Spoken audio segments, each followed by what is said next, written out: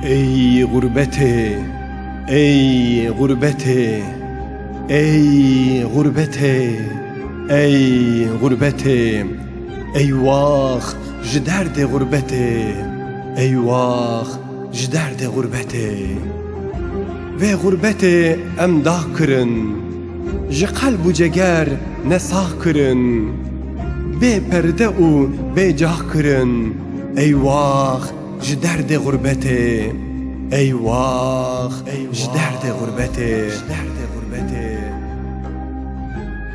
Em dah kirin bi daxa peza, em kezî xwandin wek reza, qebehet çi bû ew bû ceza, eyvah ji derdê gurbetê, eyvah ji derdê gurbetê.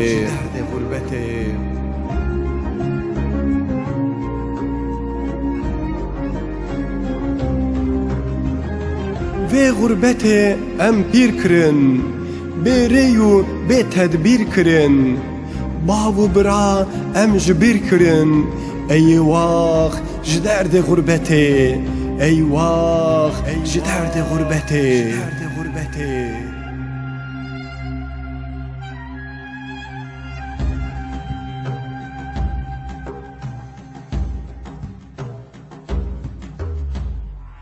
Vê gurbetê em jar kirin, bê îtibar û sar kirin, ji her kes ra em binbar kirin, eyvah ji derdê gurbetê, eyvah ji derdê gurbetê. İnsafsıza em rakirin, li belan û deşta kar kirin, me çend delal wînda kirin, eyvah ji derdê gurbetê, eyvah ji derdê gurbetê.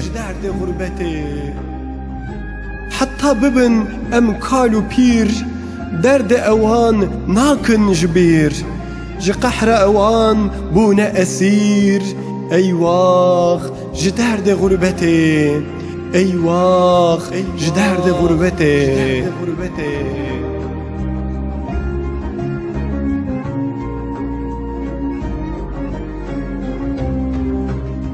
Ey gurbetê, ey gurbetê, ey gurbetê, ey gurbetê, eyvah ji derdê gurbetê, eyvah ji derdê gurbetê.